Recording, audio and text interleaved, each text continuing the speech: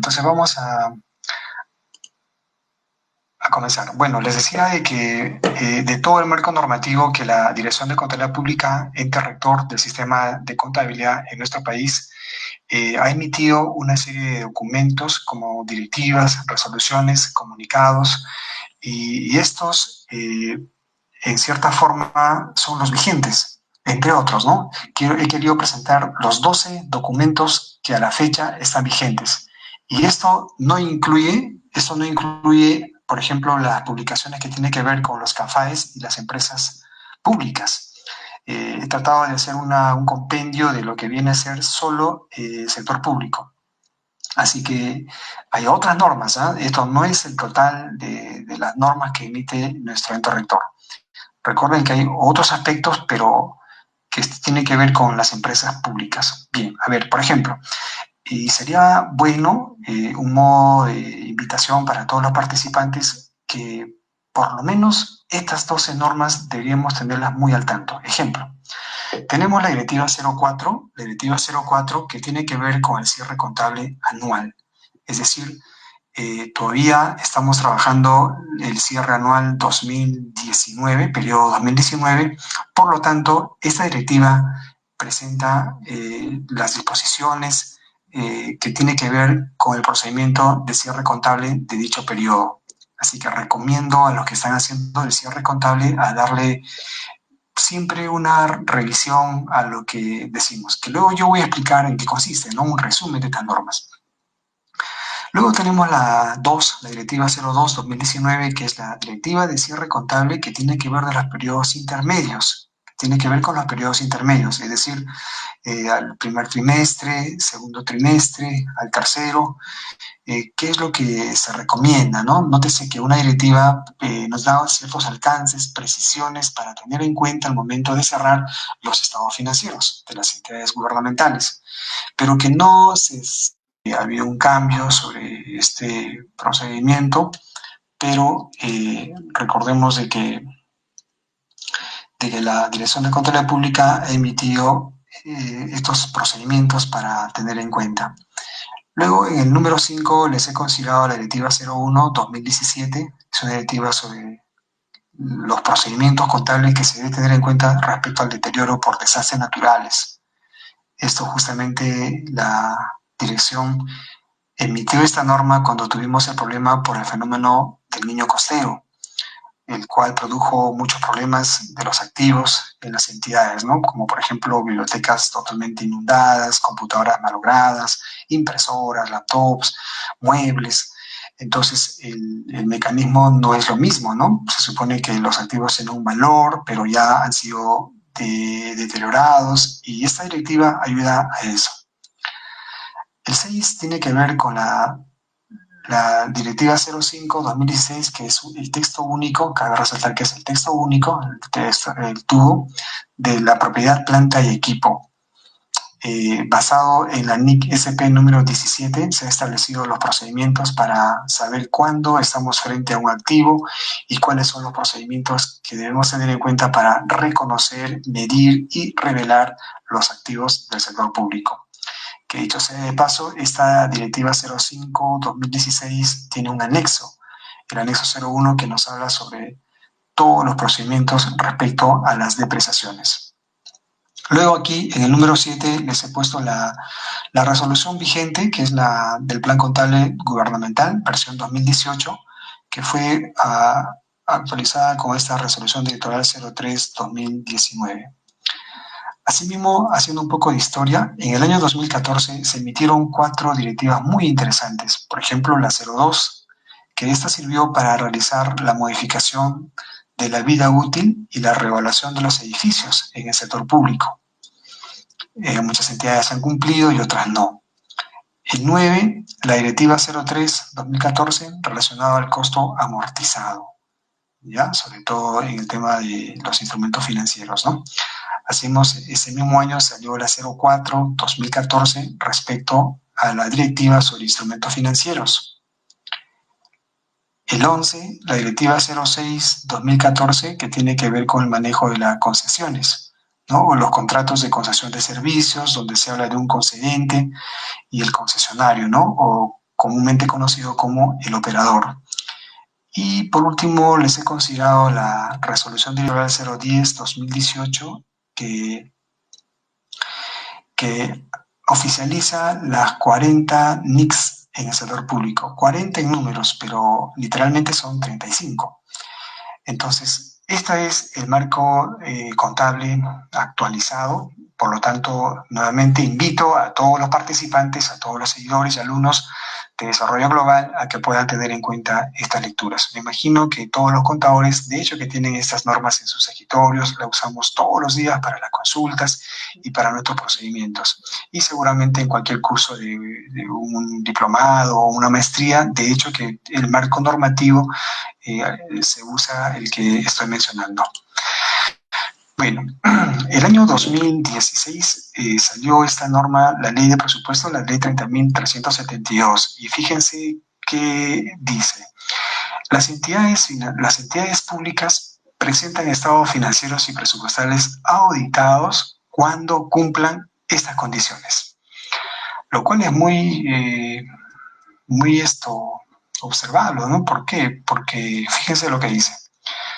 Yo, como contador en una entidad pública, estoy obligado a presentar los estados financieros auditados cuando el presupuesto es igual o superior a 13.000 unidades impositivas tributarias, que es más de 50 millones de soles. O si no, cuando tus activos totales sean iguales o superiores a los 16.000, casi como 70 millones de soles. En estos casos, estás obligado a presentar tus estados financieros auditados. Pero, ¿qué ocurre si son por montos menores? Entonces, obviamente, la respuesta sería, no estaríamos obligados, ¿no?, a presentar estados financieros auditados. Y ahí va un tema. Son muchas las entidades públicas que no están presentando sus estados financieros en forma auditadas. Y como no son auditados, entonces se presenta, con todo el respeto que merecen nuestros colegas contadores, a veces estamos presentando como sea la información contable, como sea. No importa si está analizada, si está conciliada, y estamos cerrando tal cual reporta el CIAF. Y un llamado, una amonestación, porque la información contable tiene que ver con el tema de los análisis. O sea, no es solamente presentar los reportes que salen en el CIAF y eso es todo. No, la contabilidad tiene como base el análisis de cuentas, la sustentación que requiere cada hecho económico. Eso es muy importante. Por otro lado, en marzo del año 2011 se emitieron, basado en el IPSAS, las NICs SP del 1 a la 31. Esa es enumeración. Obviamente que no siempre existen tal cual aparece ese orden correlativo, no tenemos una NIC para cada una, ¿no? Algunas ya no se aplican y todo eso. En octubre del mismo año salió la NIC SP32, que tiene que ver con el tema de las concesiones. Y en febrero del año 2018, mediante una resolución directoral 010 del mismo año, entonces esta resolución directoral 010 que oficializa las 40 normas internacionales, fíjense lo que dice el artículo 1, y apenas tiene 2 artículos. El artículo 1 dice oficializar el marco conceptual para la información financiera con propósito general de las entidades del sector público, las normas internacionales de contabilidad del sector público, edición 2017. Entonces yo acá le he resaltado, dice la dirección, oficializar. O sea, las 40 NICs son oficiales. Pero ¿qué dice el artículo siguiente? El artículo 2 de esta resolución directoral, la 010, la que estamos viendo, dice lo siguiente. La Dirección General de Contabilidad Pública normará la aplicación de las NICs SP que han sido oficializadas en el artículo 1. Entonces, por ejemplo, tenemos la Directiva 05-2016, la Directiva de la Propiedad, Planta y Equipo, ¿no? Esta directiva norma, por ejemplo, la NIC SP número 17. Entonces, el ente rector tiene esa característica de poder normar qué NICs tienen aplicación en nuestro país. pero debemos entender en el buen sentido común es que la contabilidad se basa en la NICS. La contabilidad privada tiene como fundamento inclusive no solamente la NICS, sino también la NIF. Entonces eso nos invita a que la contabilidad pues significa esta convergencia de acuerdos, de normas, por lo tanto nosotros deberíamos también tener en cuenta la aplicación de esta NICS en el sector público. Esto va a ser en forma gradual, es lo que dicen las directivas. Sin embargo, invitamos a todos los contadores a desde ya estar aplicando la NICS, que es lo que deberíamos hacer. Deberíamos, y es más, muchos puntos doctrinales, principios que nosotros queremos saber en la contabilidad están establecidos en las normas internacionales. Eso es lo que debemos tener en cuenta. Ahora, avanzando con nuestra clase, por ejemplo, vamos a empezar con la Directiva 04-2019. ¿Qué es lo que dice la Directiva 04-2019? Esta directiva, que tiene que ver con los procedimientos del cierre contable, ha establecido lo siguiente. Por ejemplo, ¿qué es lo que vamos a ver?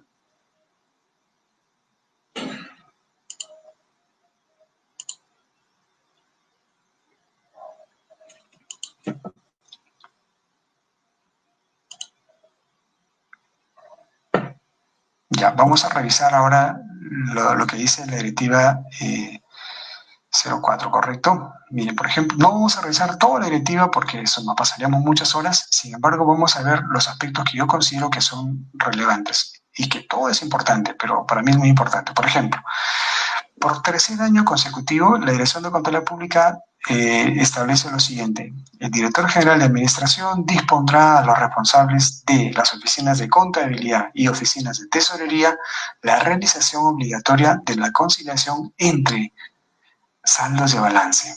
Y la pregunta es, en el sector público, cuando hablamos de saldos de balances, ¿nos referimos a saldos presupuestales o financieros? Y seguramente antes de que salga esta norma, siempre pensábamos de que hay un grupo que piensa que los saldos de balance son presupuestales y otro que piensa que los saldos de balance son financieros. Y en verdad tenemos los dos tipos de saldos de balance, tanto el presupuestal como el financiero. En el sector público presentamos estados financieros y estados presupuestales. Por lo tanto, cada tipo de información arroja sus propios saldos. Los saldos presupuestales, que tienen que ver con la recaudación menos lo que se ha devengado, nos indica pues cuál es el resultado presupuestal de una entidad. Pero para tesorería, ese saldo no es real para tesorería, pero para presupuesto sí. Porque el presupuesto mide cuánto se recaudó y cuánto se devengó. Después de todo, el devengado para presupuesto es un gasto. Entonces, yo recaudé 10, he devengado 8. Entonces, el saldo de balance es 2, presupuestalmente. Pero vamos al tema de tesorería. Tesorería recaudó 10, giró 7. Entonces, el saldo financiero es 3, pero presupuesto tiene 2, 10 de recaudación menos 8 de devengado, saldo 2. Ese es el saldo presupuestal. Pero tesorería, repito, dice recaudado 10, devengado 8, girado 7. Pero a mí tesorería me interesa la parte financiera. Entonces 10 menos 3, la respuesta es 7. Perdón, 10 menos 7, 3. Por lo tanto, aquí tenemos dos saldos. Uy, hay filtración. Ya, muy bien, sigamos. Entonces, estábamos acá en el tema de la diferencia entre los saldos de balance presupuestales y financieros. Entonces, una cosa son los saldos de balance presupuestales y otra son los saldos de balance financieros. En ese ejemplo que les he puesto, ¿no? Si usted recauda 10 y devengó 8, entonces su saldo de balance son 2 para presupuesto. Si recaudó 10 y giró 7, entonces el saldo de balance financiero sería 3. Pero ¿qué dice la ecuación? Correcto, van a haber dos saldos distintos. ¿Y por qué dos saldos distintos? Porque no todos los devengados al 31 de diciembre se giran en ese mismo día. El Tesoro Público, a través de su decreto legislativo 1441, ha establecido que los devengados al 31 de diciembre pueden ser girados hasta el 31 de enero. Así que los tesoreros se van tranquilos el fin de año, mientras que el contador se queda haciendo sus devengados hasta las 11 de la noche con 59 minutos. Pero el tesorero ya está celebrando la fiesta de fin de año. ¿Por qué? Porque él sabe que tiene plazo para girar hasta el 31 de enero del siguiente ejercicio. Así que si tú devengaste, para presupuesto ya es gasto, pero para tesorería no, porque para tesorería lo va a hacer cuando él gira. Pero si tuviéramos que decir, oye, ¿y cuál es el saldo real entre los dos? ¿Diría el saldo presupuestal o el saldo financiero? Es el saldo presupuestal, porque realmente tenemos dos. Lo que pasa es que hay devengados, pero que no han sido girados. Pero que el devengado significa que ya se reconoció un gasto. Entonces lo que va a hacer la entidad pública es reflejar sus saldos de balance presupuestales dos. Ese es el saldo real. Y es más, cuando se incorpore, se va a incorporar no los tres, sino los dos que nos han quedado. Pero ¿qué dice el ente rector? El ente rector dice, debe suscribirse un acta de conciliación entre estos dos saldos, el presupuestal y el financiero. Debe haber una conciliación de manera que el responsable de presupuesto y de tesorería tienen que hacer este acta y establecer dónde está la diferencia. Y este pedido no es nuevo, ¿eh? Es un pedido que yo sepa ya es como el tercer año ya consecutivo que se va pidiendo esta conciliación de los saldos de balance presupuestal y financiero. Además, la directiva de cierre contable ha señalado respecto a los intereses por los préstamos, que también yo considero muy importante tener en cuenta esto. A ver, muchas entidades públicas están facultadas a realizar operaciones de endeudamiento. Ejemplo, los gobiernos regionales, los gobiernos locales. Están muy facultados a hacer operaciones de deuda. ¿Qué es lo que va a pasar? Normalmente, o excepcionalmente, algunas entidades solicitan la gestión de un endeudamiento, ejemplo, con el Banco de la Nación, para realizar obras públicas. Después de todo, ese es el objetivo del endeudamiento, ¿no? Esa es la regla de oro. Nos prestamos dinero para la inversión y no para el gasto corriente. Entonces, estos intereses que yo le voy a pagar al banco, es decir, me presté 5 millones de soles para construir una losa deportiva. Y esos 5 millones que yo los voy a pagar en 2 años, significa pagar intereses en esos 2 años. Y la pregunta es, ¿los intereses que vamos a pagar en este endeudamiento, cómo se contabilizan? ¿Como gasto o como costo?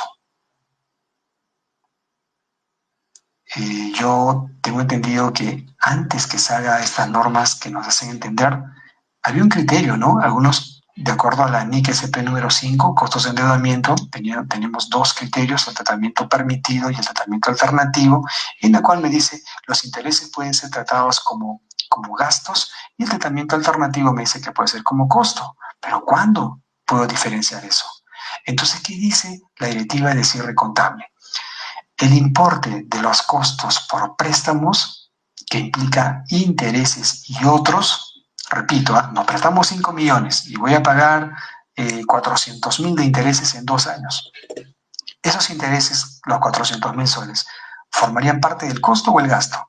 Y la norma dice, ese interés directamente atribuible a la construcción de un activo apto, el cual requiere más de un año para estar listo, es capitalizado en el costo del activo. ¿Qué nos está diciendo esa norma? Para responder la pregunta de los intereses, si es gasto o es costo, necesito saber primero qué es un activo apto. Y si nosotros identificamos esta respuesta, entonces el tema de los intereses estaría resuelto. Por ejemplo, un activo apto necesariamente requiere más de un año para estar listo. Voy a hablar de construcciones que se realizan en 18 meses, en 2 años, en 5 años, en 20 años, 15 años, son activos aptos. Pero si construimos una piscina, un mercado, en 8 meses, en tiempos menores a un año, no son activos aptos. Entonces, los intereses que yo pago al banco por la construcción de un activo apto, repito, que conlleva más de un año, entonces los intereses que yo pago forman parte del costo del activo. La norma que dice, se capitaliza. Repito, pero si no es un activo apto, es decir, la construcción se realizó por periodos menores a un año, entonces los intereses que yo estoy pagando al banco, y como no es un activo apto, serán gastos. Solamente se considerará como parte del costo del activo, la capitalización del activo, cuando con este dinero se construyó un activo apto. Esa es la diferencia y la norma lo ha señalado. Ya se han considerado tres aspectos respecto a los intereses. Entonces, estamos revisando la primera, ¿no? Que es sobre los intereses que pagamos en un préstamo bancario. Esa es la primera. Segunda, por ejemplo, ¿qué va a pasar cuando nos prestamos igual, repito, nos prestamos 5 millones y yo voy a pagar la deuda en 2 años? Pero resulta que la obra se realiza en 18 meses. Entonces, ¿cómo se va a manejar el tema de los intereses? Porque acá, si bien es cierto, sí es un activo apto, pero ojo, los intereses que estoy pagando al banco son 2 años, pero la construcción del activo apto terminó en 18 meses. Entonces, la norma señala que solo se reconocen los intereses como parte del activo apto, se reconoce como parte del costo del activo hasta que el activo esté culminado. Entonces, si en 18 meses se hizo la obra, todos los intereses que hemos pagado hasta esa fecha significarían costos, el pago de intereses. Y el resto de meses que quedan serían gastos. Entonces, ese es el mecanismo. ¿Ya? Igual, ¿no? Por ejemplo, nos prestamos dinero de un banco, pero la obra todavía no se inicia. La obra, por X motivos, se está demorando. Igual, los intereses que se van pagando no se capitalizarían porque todavía ni siquiera se empezó a hacer en la obra. Esto es lo que explica la directiva 05. Vamos a ver las siguientes diapositivas. ¿Qué es lo que nos está mostrando respecto a esto? Bueno, mientras vamos separando la presentación de las diapositivas. Además, les señalo que respecto a la directiva también de cierre contable se ha normado el tema de la supervisión, que es un aspecto que también no estaba señalado, ¿no?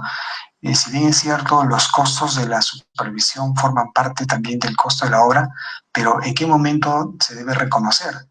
Como sí la tenemos clara en el tema de los perfiles y los expedientes técnicos. Ahí queda clarísimo cuándo es que debemos realizar la capitalización de estos costos. Por favor, ¿podemos avanzar a la siguiente diapositiva?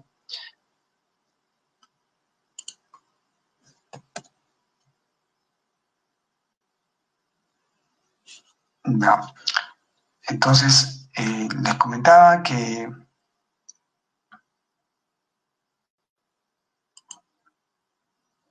también se ha normado el tema de la supervisión. En el caso de la supervisión, cuando yo debo reconocer esos costos, ¿no? Como parte del capital. Entonces, lo que se ha dicho es, conforme se da el avance de las obras, entonces el costo de supervisión va a formar parte del mismo. Eso es lo que se ha establecido.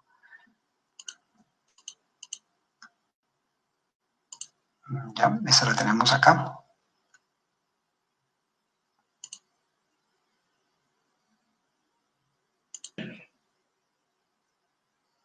Ya. Luego, la norma también señala el tratamiento contable sobre las transferencias con condiciones otorgadas. En este caso, voy a señalar tres aspectos importantes. Cuando una entidad transfiere recursos financieros a otra entidad, fíjense, básicamente hay dos aspectos. Una, cuando son con condiciones, y otra, sin condiciones. ¿No es cierto? Con condición y sin condición. La norma internacional número 23 le dice con condición o con restricciones, ¿no? O sin restricciones, así le dice. Entonces, pero para nosotros es con condición y sin restricciones. Entonces, número uno, cuando se traslada recursos de una entidad a otra, estas se registran en la cuenta 1205.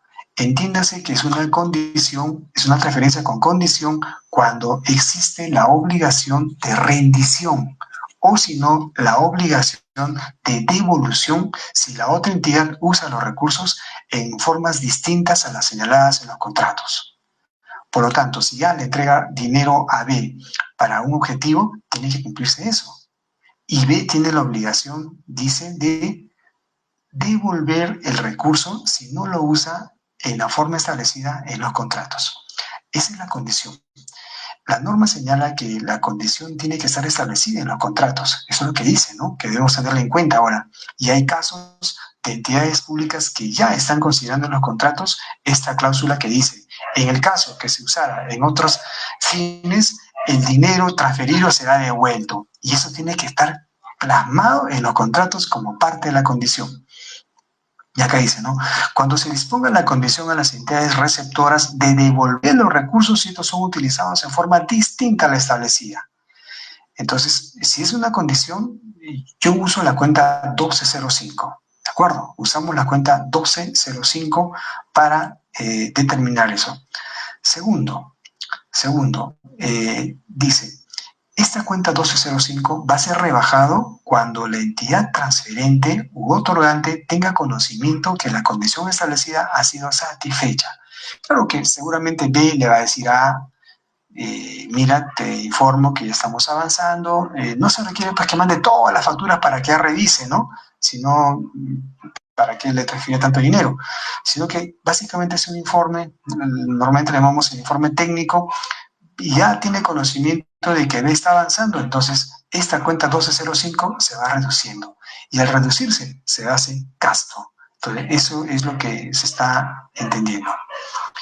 Y como tercer aspecto de la transferencia, ¿qué va a pasar cuando la entidad B, la entidad de destino, utiliza los recursos en cosas distintas a las establecidas? Entonces dice, en caso que la condición sea incumplida, las entidades receptoras, el importe sujeto a evolución es clasificado a una cuenta 120211, convenios con condición no ejecutadas. O sea que A lo tendrá por cobrar, porque B utilizó en otras cosas. A eso se está refiriendo este tema de las transferencias con condición. O el avance, ¿no? Nosotros le decimos la valorizaciones de obra que se va presentando. Por lo tanto, conforme se presenta las valorizaciones, de acuerdo con el avance en la ejecución, entonces el costo de la supervisión se va a asignar al costo del proyecto. Básicamente es al toque, ¿no? Si yo pago la supervisión es porque hay avance. Entonces se va a cargar directamente al costo del proyecto. Estos son los aspectos que se han considerado en la directiva, ¿no? De cierre contable. Asimismo vamos a revisar ahora, qué pasa con las otras directivas, ¿de acuerdo? Vamos avanzando. Ya, ahora tenemos el decreto legislativo 1438. Esta es la norma del Sistema Nacional de Contabilidad, ¿no? Igual no quiero pasar todo, pero solamente a modo de revisión. Este decreto legislativo ha establecido diversas faltas, ¿no? Tenemos 5 faltas graves y 3 muy graves. Para recordarlo, por ejemplo, sabemos que una falta grave es esta, la omisión a la presentación de la rendición de cuentas. No presentar en los plazos establecidos, bueno, de acuerdo al decreto de urgencia 044-2020, se han prorrogado 30 días más, ¿no? Se supone que el 31 de marzo, que es el último día, corre hasta el 30 de abril, ¿no? Como fecha para la presentación de estados financieros. El no hacerlo es una falta grave. Además, también se considera como falta grave la presentación de la rendición de cuentas inconsistente o incompleta. ¿Eso qué significa? Bueno, pues como lo estamos viendo en un inicio, ¿no? Presentar la información sin los análisis correspondientes, ¿no? Presentarlo como venga. Eso constituye faltas graves. Luego también constituye una falta grave cuando se presenta la información, así como tenemos la 2.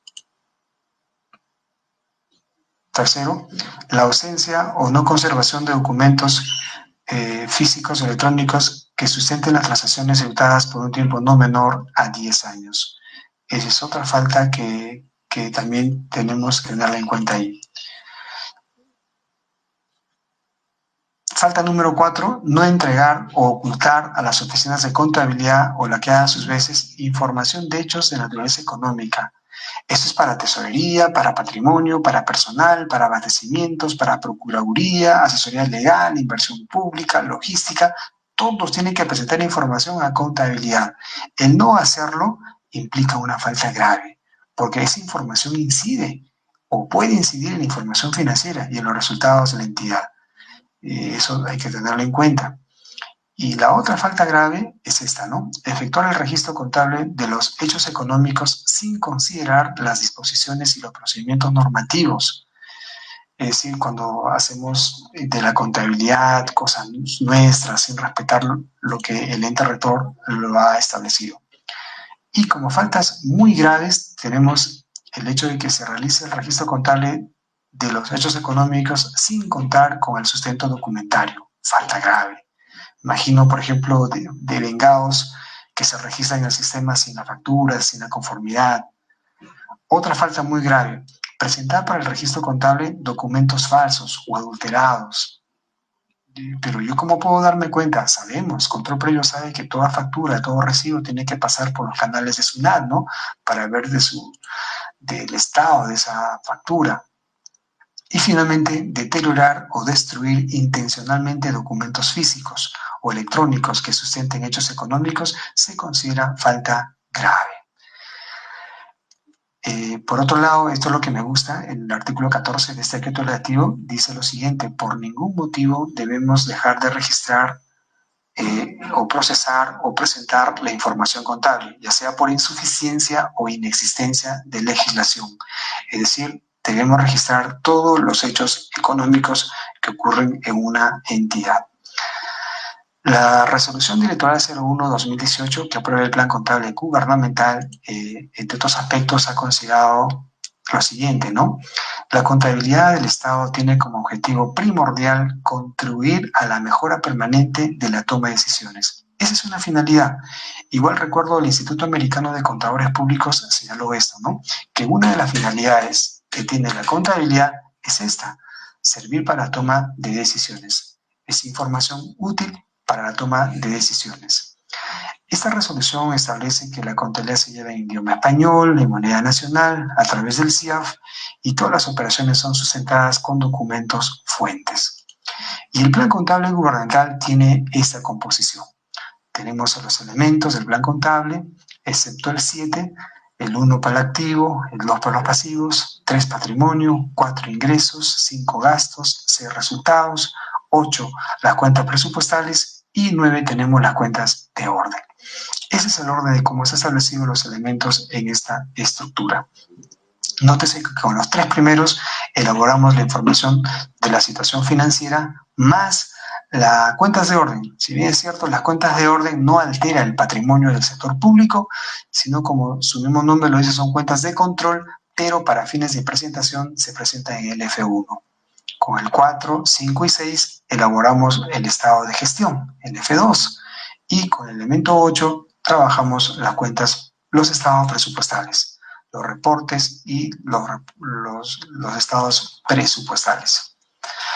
Ahora, cuando nos dirigimos a la Directiva 05-2016, que es el reconocimiento, medición y registro de los bienes de propiedad, planta y equipo, en resumen, se ha establecido lo siguiente. Es una norma muy amplia, pero que la vamos a revisar en forma rápida, ¿no? Ya hemos hablado de lo que es un activo apto.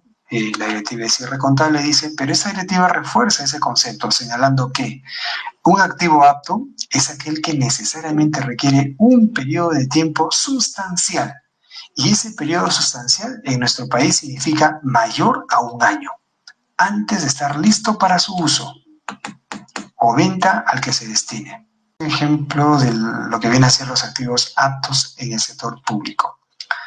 Por lo tanto, debemos tener en cuenta ese concepto. Ya sabemos que es importante, sobre todo para el tratamiento de los intereses, ¿no? Cuando optamos por un préstamo bancario, si este va al costo, si va al gasto, es necesario saber si cumple la definición de un activo apto. Y si eso es afirmativo, entonces los intereses ya sabemos cómo se deben manejar. Además de esta respuesta que tenemos de los activos aptos, también esto, repito, tenemos la definición de valor en libros, ¿no? Siempre hemos pensado el valor en libros es el valor del activo menos la depreciación. Pero la norma es clara al decir de que no solamente se resta la depreciación, sino también menos el deterioro del valor. Entiéndase que en ambos casos, tanto la depreciación como el deterioro significa gastos, ¿no? Que es la disminución en los beneficios económicos o en el potencial de servicio que esperamos recibir. Eso significa valor en libros o valor contable, ¿no? Valor de importe por el cual se reconoce un elemento menos la depreciación y menos el deterioro. Además, esta norma ha establecido, por ejemplo, cuáles son los costos iniciales que debemos tener en cuenta para reconocer un activo, como por ejemplo el precio al contado, el valor razonable de los elementos adquiridos sin contraprestación, los aranceles de importación, los impuestos indirectos no recuperables, los costos para tener el elemento en condiciones de ser utilizado, ejemplo, estudios de preinversión, los expedientes técnicos, los costos de supervisión, el costo de intereses por préstamos para activos aptos, los costos estimados por desmantelar y trasladar el elemento, el costo de restauración o rehabilitación de su emplazamiento. Entonces, todos ellos nos indican cómo es que debo reconocer un activo. Además, esta directiva 05 considera que los umbrales de reconocimiento, ¿no? Por el tema de la medición, tiene que ser mayor a un cuarto de la unidad impositiva tributaria para ser considerado como activo.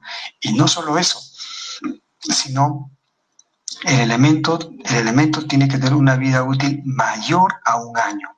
Un ejemplo ilógico, un ejemplo, ¿no? Compramos una pelota, nos costó una pelota del Barcelona, costó 500 euros. Oye, supera un cuarto de la OIT, pero la vida útil no. Entonces no es un activo, porque nada me garantiza que esa pelota me va a durar más de un año. Entonces, estas son las dos condiciones, mayor un cuarto y que la vida útil sea mayor a un año. Eso es lo que dice. Luego también se habla de costos posteriores, ¿no? Cuando ya tenemos el activo comprado o construido y luego vamos a hacer desembolsos después de haberlos adquirido. Entonces tenemos acá o bien es un gasto o bien es parte del costo. ¿Cuándo es un gasto? Cuando se hacen mantenimientos. ¿Y cuándo será costo? Por ejemplo, cuando hay mantenimientos, mantenimiento mayor, adiciones y ampliaciones. En esos casos estamos hablando frente a costos posteriores. Y en los costos posteriores también existen umbrales de reconocimiento. ¿Cuándo debo considerarlo como costo y cuándo como gasto? No estamos hablando del reconocimiento inicial, sino de los posteriores, ya cuando el activo está listo, está comprado y todo eso. Cuando se trata de vehículos, maquinarias y otros, para que sea considerado como costo ese desembolso, el monto tiene que ser mayor a una unidad impositiva tributaria. Y si se trata de edificios y estructuras, su valor tiene que ser mayor a 10 unidades impositivas. Estas son las condiciones que se han establecido para el reconocimiento posterior de los activos. Además, la norma nos habla sobre el tratamiento de los bienes incautados. Como ustedes saben, una cosa son los bienes incautados y otras son los bienes decomisados. Los bienes incautados todavía se encuentran en etapa de judicialización, ¿no? Y no sabemos cuándo va a culminar esto. Cuando son bienes incautados, son controlados a través de cuentas de orden. Ahí están. Pero Cuando dejan de ser bienes incautados, ya cuando hay sentencia, el juez ya sentenció y salió a favor del Estado, entonces ya se consideran decomiso. Y cuando son decomisados, los bienes que se encuentran en condición de decomisos deben ser registrados en la propiedad, planta y equipo. Eso es lo que se ha establecido. Muy bien. Luego tenemos el tema de los bienes para transferir, ¿no? Elementos que se adquieran o construyan para transferir a otras entidades del sector público se registran en dichos activos. Muy bien. Bien, amigos, entonces estos ya son las 8 de la noche. Esta charla estaba pensada en ese tiempo. Cuando es en sesión en uso, también los activos se manejan en las cuentas del activo y eso es lo que vamos a hacer. Muy bien. Entonces les agradezco por esta presentación de 1 hora de sesión, agradeciendo a Desarrollo Global por la participación de todos ustedes. Ha sido un gusto tenerlos en ese seguimiento. Muchísimas gracias y hasta cualquier oportunidad. Bueno, muchas gracias. Muchas gracias, doctor Marlon Prieto. Ha sido un gusto, ha sido un placer poder escucharlo y darnos, ¿no? Y brindarnos todos estos alcances. Así que muy bien, los invito este 1 de abril al curso de Contabilidad Gubernamental y Operaciones en el CIAF. Recuerden bien que Desarrollo Global sigue trabajando desde nuestras casas para brindarles las mejores capacitaciones actualizadas. Así que este 1 de abril, en vivo y en directo, en tiempo real, estaremos dando inicio con el curso de Contabilidad Gubernamental y Operaciones al CIAF.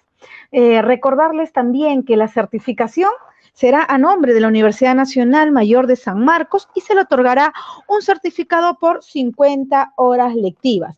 Para una mayor información, por favor, escribirnos o llamarnos al siguiente WhatsApp, 993-403-219, 993-403-219. Y bueno, como muchos aquí nos estarán preguntando y nos están solicitando, ¿cuál es la promoción del día de hoy? Bueno, les informo que la promoción del día de hoy es el 5% de descuento en este curso, ¿correcto? Y solo por escribir en comentarios o escribirnos al WhatsApp su correo electrónico y su número celular. Recuerden bien que el número es el 993-403-219. Ha sido un placer nuevamente estar con ustedes y poder brindarle los últimos alcances en la gestión pública. Así que a nombre de toda la familia de Desarrollo Global, les deseamos mucha tranquilidad, mucha paz en su corazón y que nos encomendemos a Dios siempre para darle las gracias y que nos pueda apoyar a salir de esta situación. Así que con las precauciones del caso y los cuidados, a cuidarse ustedes y su familia. A nombre de Desarrollo Global, muchísimas gracias. Buenas noches. Si te gustó este video y quieres aprender más, te invitamos a ver todos los programas en gestión pública en nuestra página web www.desarrolloglobal.pe y suscríbete a nuestro canal.